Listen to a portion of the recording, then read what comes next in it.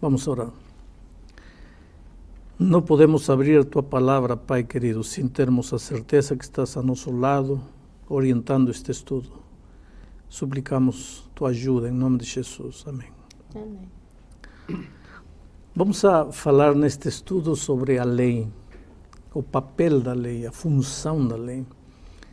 Tem muito cristão sincero que não compreende para que serve a lei. A lei não serve para salvar, a lei não salva. Ninguém vai se salvar por guardar a lei. E se alguém está guardando a lei querendo salvar-se, está completamente equivocado. Esse não é o caminho da salvação. A salvação é unicamente pela graça maravilhosa de Cristo. Vamos a Éxodo capítulo 20, onde está registrada a lei de Deus, os 10 eternos princípios da lei de Deus. Diz assim: Então falou Deus todas estas palavras: Eu sou o Senhor teu Deus, que te tirei da terra do Egito, da casa da servidão. Interessante como Deus começa a apresentar a lei. Diz: Eu sou teu Deus, que te tirei da casa do Egito, da casa da servidão. Em outras palavras, eu sou o Deus que te salvei. Eu te resgatei.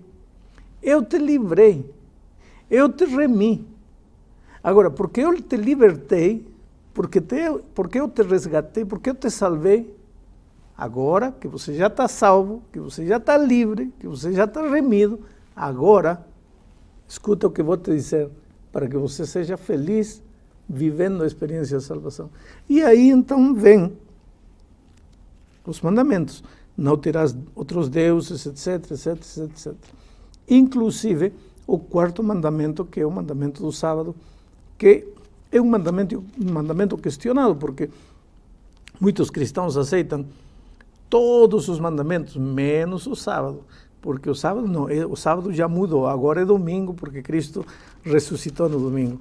E, no entanto, quando nós vamos aqui a Tiago, capítulo 2, versículo 11, o versículo 10, diz assim: Pois qualquer que guarda toda a lei, mas tropeça em um só ponto, se torna culpado de todos. Quer dizer, se eu guardo 9 e tropeço num ponto, já transgredi toda a lei de Deus. E outra coisa, São João, em 1 João 4,3, diz: o pecado é a transgressão da lei. Eu sempre digo, se já não existe lei, então já não existe pecado. E se já não existe pecado, então de que Deus vai nos perdoar?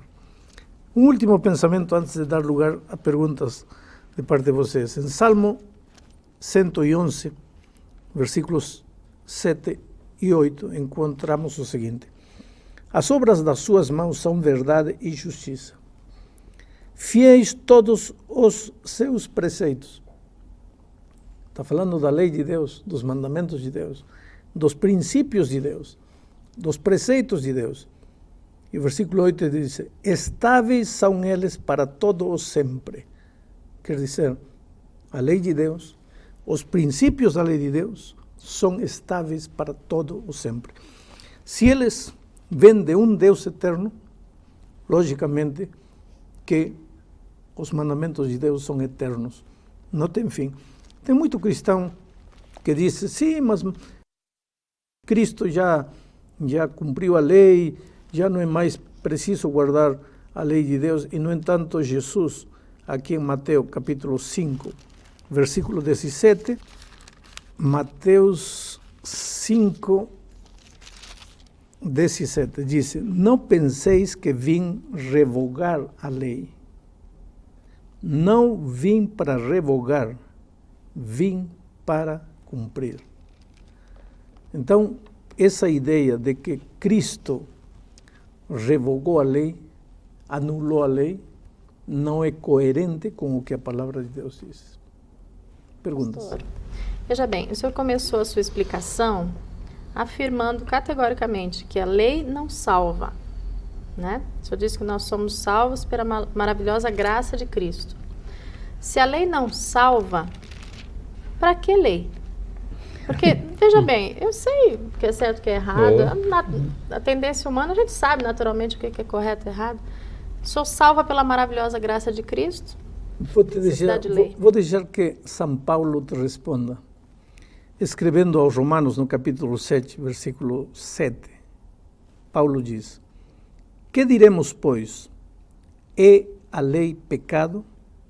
De modo nenhum. Mas eu não teria conhecimento do pecado, senão por intermédio da lei. Pois não teria eu conhecido a cobiça, se a lei não dissera, não cobiçarás. Quer dizer, a lei não é para salvar, a lei é para mostrar-te qual é o caminho certo. Como você vai saber que está vivendo em pecado? Para se arrepender, para confessar, para receber o perdão. Quando você percebe que está errado. E como? É a lei que vai te mostrar. Se você está cobiçando, é pecado, porque a lei diz, não cobiçarás. Aqui Tiago tem uma ilustração mais que quero ler para você. O capítulo 2 de Tiago, capítulo 1, diz assim: tornai-vos praticantes, versículo 22, tornai-vos praticantes da palavra e não somente ouvintes, enganando-vos a vós mesmos. Porque se alguém é ouvinte da palavra e não praticante, assemelha-se ao homem que contempla num espelho o seu rosto natural. Pois assim mesmo se contempla e se retira para logo se esquece de como era sua aparência. Mas aquele que considera atentamente na lei perfeita, lei da liberdade, e nela persevera, não sendo ouvinte negligente, mas operoso praticante, esse será bem-aventurado no que realizar. O que está dizendo Tiago? Que a lei é um espelho. Um espelho. Um espelho só serve para te mostrar, olha, Elmar, olha, teu rosto está manchado. Agora, Elmar seria louco se pega o espelho e vai querer se lavar o rosto com o espelho. O espelho não serve para lavar. A água lava. O sangue de Cristo, a graça de Cristo é a água que lava, que limpa o pecado. O espelho só serve para mostrar, não serve para limpar. Pastor, mas veja bem, eu ainda preciso insistir um pouco mais, porque é o seguinte: tudo bem, o senhor está me convencendo de que a gente precisa ter uma lei, né, como base do nosso padrão, da nossa conduta. Mas veja bem, como é que uma lei que foi escrita no tempo de Moisés, mais de 3.000 anos, mais ou menos, atrás, por aí, vai servir para mim hoje, que vivo no século XXI. Quer dizer, as coisas mudaram completamente, sabe? Os padrões de conduta mudaram completamente. Código de trânsito muda. Muito bem. Essas leis mudam, como é né? que eu vou me basear numa lei que foi feita para... Por isso eu li o texto de Salmo, onde Deus disse que seus preceitos são eternos. O que é eterno são os princípios. Vou explicar. A lei foi escrita por Deus em tábuas de pedra no Monte Sinai, a lei dos 10 mandamentos. Mas quando Caim matou Abel, estava transgredindo a lei, porque Deus se desagradou. Deus disse, olha, o que você fez? Quer dizer que Caim sabia que estava fazendo algo errado quando matou seu irmão. Caim foi antes do Sinai, então? Lógico, muito mais. Caim está no início da história do mundo. Não havia lei, mas ele sabia que estava matando e estava fazendo algo errado. Por quê? Havia lei. De que forma? Eu não sei. Mas os princípios eternos estavam aí. Agora, veio o Sinai, Deus deu os princípios. O princípio é este: não matarás. Aí veio Cristo. Muita gente não quer os 10 mandamentos do Sinai, quer a lei de Cristo, a lei da liberdade. Muito bem. Agora vou mostrar para você o que a lei de Cristo diz. Em Mateus, capítulo 7.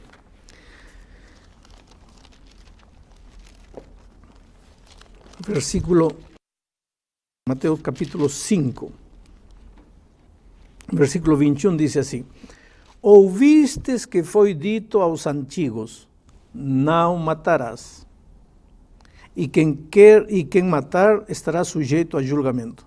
Isso foi para os antigos. Você está dizendo que a lei muda. Muito bem, para os antigos. Agora vem a lei dos cristãos, versículo 22. Eu, porém, vos digo que todo aquele que se irar contra seu irmão estará sujeito a julgamento. Já matou. Já matou. Na lei de Éxodo 20 diz, não matarás. Agora Cristo diz, mas eu digo, se te iras loucamente contra o irmão, já mataste. Vejam o versículo 27. Ouvistes que foi dito, não adulterarás. Essa é a lei do Éxodo 20. Eu, porém, vos digo, qualquer que olhar a uma mulher com intenção impura no coração, já adulterou com ela. Pastor, então é o melhor, negócio é muito mais difícil então do que... é melhor ficar com Éxodo 20. Tá? Mas aqui está o assunto. Tem muito cristão querendo fugir de Éxodo 20, pensando que já passou, vai cair numa lei muito mais severa.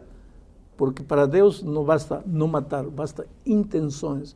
Quer dizer, Deus está interessado no coração do ser humano.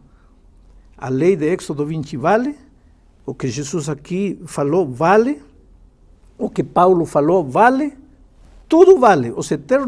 Os princípios de Deus são eternos, não mudam nunca. Eu estou fazendo apenas uma espécie de brincadeira, dizendo que quem quer fugir de aí vai cair aqui. Porque tudo vale e o que Deus quer é que a vida dos seus filhos reflita o seu caráter. Pastor, nós já tivemos um estudo, e inclusive onde a Bíblia diz que a lei foi cravada na cruz. Então a gente já fez esse estudo, a gente já compreendeu. Agora, por que esta lei, nós estamos falando de lei, os 10 mandamentos, por que algumas leis foram cravadas na cruz e essa não foi cravada na cruz? Pois é, já expliquei e vou voltar a explicar. Existem leis morais, a lei moral que tem que ver com princípios morais, que são eternas. Existem as leis cerimoniais, que tinham que ver com o cerimonial de Israel, que eram temporais até a vinda de Cristo, o Cordeiro de Deus. A realidade, tudo isto era sombra. Existem leis da saúde, existem leis de higiene, existem leis sociais, existem leis civis. Todas estas leis civis, estas leis de higiene mudam de certa maneira, porque, por exemplo, já falei na outra lição, havia uma recomendação ao povo de Israel, estavam no deserto, quando queriam fazer suas necessidades, iam ao campo e levavam uma pá, faziam um buraco, faziam suas necessidades, cobriam com terra por higiene.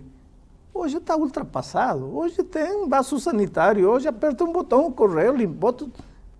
Mudam as coisas. Agora, os eternos princípios da lei de Deus não mudam. Matar estava errado antes, estava errado hoje, será sempre errado. Roubar, adulterar, cobiçar, e o sábado é parte da lei moral. Porque antes do Sinai já se guardava o sábado. No jardim do Éden, Deus santificou, abençoou o sábado. O sábado é um princípio moral da lei de Deus. Pastor, mas reforçando a pergunta que ele fez, tem um trecho na Bíblia que diz alguma coisa de que Cristo nos resgatou da maldição da lei. Qual é esse trecho que quero ver? Me deu o texto. Gálatas, se não me engano, Gálatas 3,13. Gálatas 3,13. Essa palavra é forte, né? Pois é, porque é maldição da lei. Então, quer dizer, a lei é uma coisa terrível mesmo, né? Então, vamos ver esse texto. Gálatas 3,13, se não me engano. Muito bem. Diz assim: Cristo nos resgatou da maldição da lei, fazendo-se Ele próprio maldição em nosso lugar. Está claro para mim. Veja. Então explica para mim, Vou porque para mim não está. Vamos usar as leis de trânsito. Qual é a maldição da lei do trânsito? A multa. Sem dúvida. Tá? Qual é a maldição da lei de Deus? A punição, a multa. Qual é a maldição da lei de Deus? O pecado. O salário do pecado é a morte. A multa é a morte. Cristo te livrou da maldição da lei. Cristo te livrou da maldição da multa. Cristo te livrou da maldição da morte. Cristo não te livrou da lei, porque a lei é para te proteger. A maldição da lei é a multa, é o salário do pecado, é a morte. Disso Cristo te livrou. Mas Cristo não te livrou das leis que você, vamos dizer, o Detran. Vamos dizer, você levou multa, 1.000 reais de multa. Agora eu vou e pago tua multa. Vamos imaginar que eu sou Cristo. Não tem nada com comparação, sou um pobre pecador. Mas eu pago tua multa. Você está livre da maldição de uma lei que você transgrediu. Agora você está livre para continuar andando a 140 km por hora? Não. Isso que faz Cristo. Ele me livra da maldição, da punição, da multa, do salário que é a morte. Mas ele não me livra da lei. Porque a lei é para me proteger, para me cuidar, para me mostrar que estou errado. Disso Cristo não me livra. Pastor, o senhor analisou ali o texto dizendo da lei do passado, né? Eu entendi o que o senhor disse, né? Jesus falou que se por acaso eu tiver ódio no coração, na verdade eu já matei, mas ele também fez o resumo. Ele falou, olha, ama a Deus sobre todas as coisas, o próximo como a ti mesmo, e meio que é isso aí. Um mandamento novo vos dou. Justamente. Vos ameis uns aos outros. E essa expressão, mandamento novo, significa este está substituindo o velho. E parece que já deu uma resumida e ficou nisso. Vamos ao Velho Testamento agora. Vamos ao Velho Testamento. Tá? Em Levítico 19, 18, diz assim, mas amarás a teu próximo como a ti mesmo. E em Deuteronômio 6, 5 diz assim, amarás, pois, o Senhor teu Deus de todo o teu coração, de toda a tua alma e de toda a tua força. Então, como é que Jesus deu um mandamento novo? Se esse mandamento já existia no Velho Testamento. Amarás a Deus e amarás a teu próximo. Como é que Jesus estava dando um mandamento novo? Não é novo, era novo na forma, era novo na experiência, porque eles tinham um mandamento, mas não experimentavam, não cumpriam, não guardavam.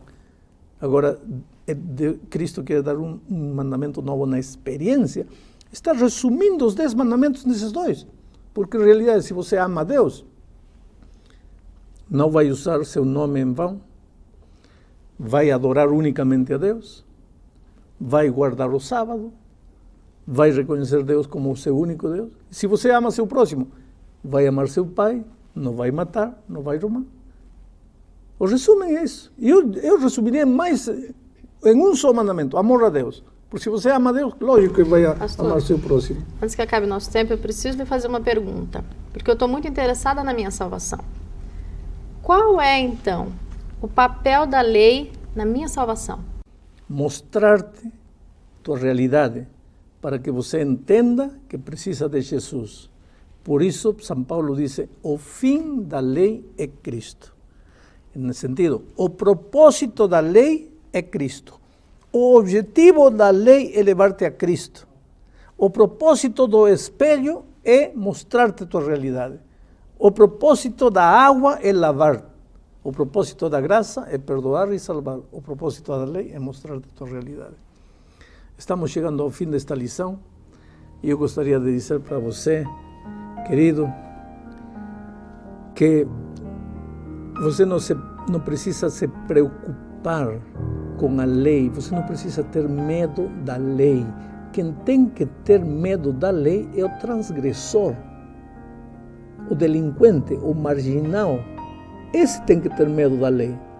Agora, o cristão, nascido em Cristo, que ama Jesus, que quer ser feliz seguindo os caminhos de Jesus, porque tem que ter medo da lei. Tá? Se você andar no trânsito, dentro de todas as normas de trânsito, por que tem que ter medo do policial? Quem tem que ter medo do policial é quem está fazendo algo errado no trânsito. Por que você tem medo da lei, se tua vida está ajustada com a vontade maravilhosa de Deus? Deus te ama muito, querido. Quero que você saiba que o objetivo de todas estas lições não é somente colocar argumentos em tua cabeça.